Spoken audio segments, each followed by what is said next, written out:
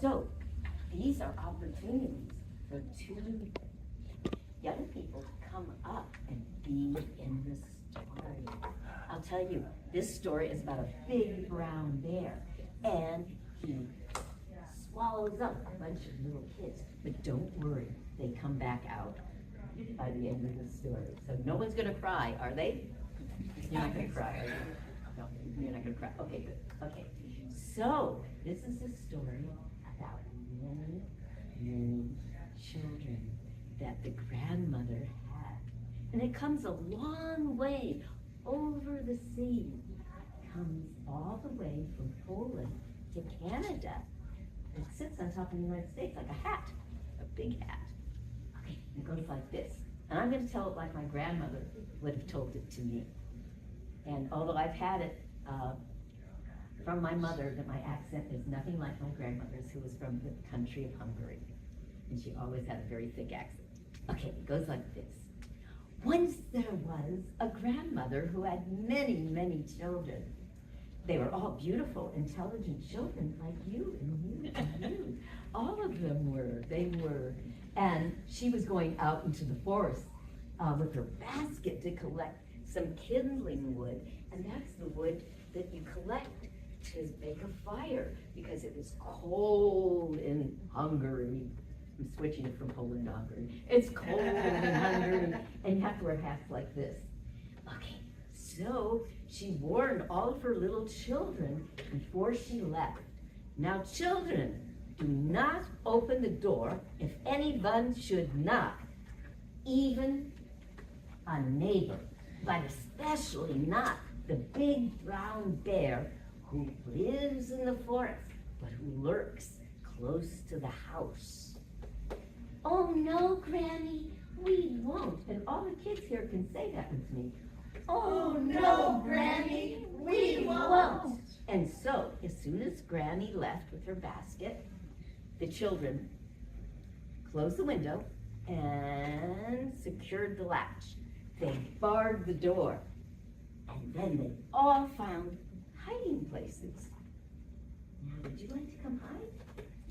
Can you come? Oh, okay. Well, we'll just gesture where they would be hiding. One child hid on top of the cupboard, and another hid under the cupboard. Another child hid on top of the oven. One hid under the oven.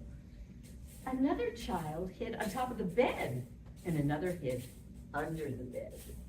And the last child hid on top of the staircase. Oh, it was way up there. And another child hid under the staircase.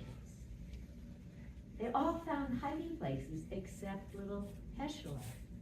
Oh, did I forget to tell you about little Heshua? Yeah. He was silly me. He was about this big. And he just couldn't find a place to hide. But then he spied an empty milk bottle, and he scampered over and went into the bottle. And just sat there, very quiet. And then, I bet you know what's gonna come. There was a knock on the door. It was that big brown bear.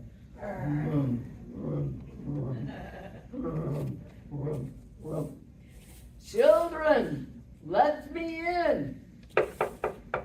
I'll give you some blackberries. Oh no! No! No! No! No! We have our own blackberries.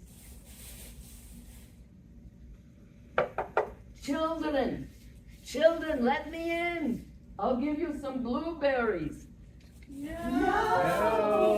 No! We have our own blueberries. Children, let me in, or I'll break down the door. And the children went, no, we'd rather listen to our granny. Nobody moved. No one let him in. The bear was so angry, he turned around and he went straight to the village, to the blacksmith shop. That's where the people make things out of iron, and he got a big horseshoe put right on his back end.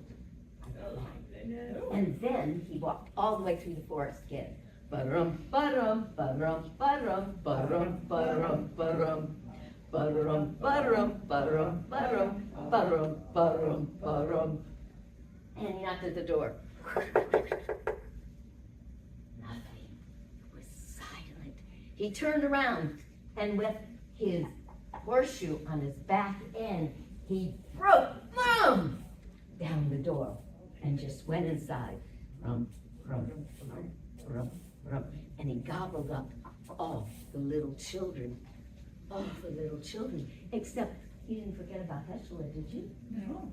Heschela was still in his bottle and watched the whole thing. Remained very quiet. And then the bear went out again. Ba-rum, ba-rum, ba-rum, ba-rum, ba-rum, ba-rum. He was getting sleepier and sleepier. Fell asleep right in the woods. Granny came back with her basket of kindling. She saw the door was ajar. It was open a little bit. Children, children, where are you? Where are you, my little children? Quiet, too quiet. She went inside.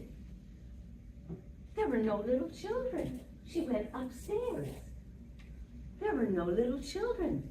Just then, she sat down, very sad, in her chair. And just then, little Heschela came out of the bottle. And jumped right out into Granny's lap. Oh, Heschela, it's so good to see you. And little Heschela told her everything. How about the big brown bear who come in and broken down the door with his well-shod rear end with a horseshoe on it and swallowed up all the little children just like that. Oh. She put Heschela down on the counter. And then she had a plan. She went all the way into the village to the carpenter's shop. Ba-dum, ba-dum, ba-dum, ba-dum, ba-dum, ba-dum, ba-dum, ba-dum, ba-dum, ba-dum, ba-dum. That's how people do it. And she went into the carpenter's shop, and she had the carpenter make her a tickling board. Now that's a long board like this, and it's got curls and scallops down one side, and ooh, up the other side, and a hole with she hooked onto it. And then she went back through the woods.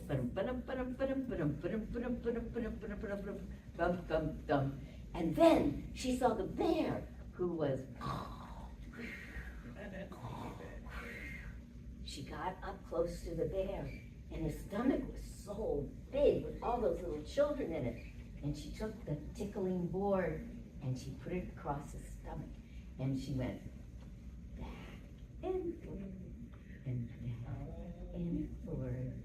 He woke up and she said, Berla, Berla, oh, Berla, come to me.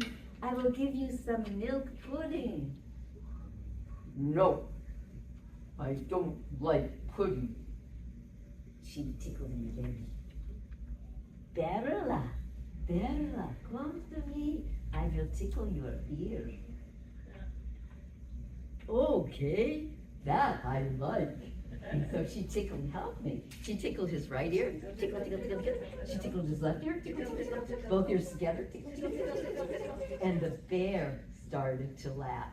She applied the tickling board one more time. Back and forth, and back and forth, and back and forth. And the bear started big laughs. And all those little children came out. Every one of them. She took them home, she scrubbed them up and washed their hair and put on their brand new clothes and the new shoes with the pretty socks to match. She put them all up on a shovel, a big shovel, and then went whoosh, off to school you go. And then there's a little chant. I hope you can enjoy this with me. So it goes like this. Socks to wear, socks to mend. Our little story is at its end. grows with milk to make us shine. Don't you think this story's fine? Don't you think this story's fine?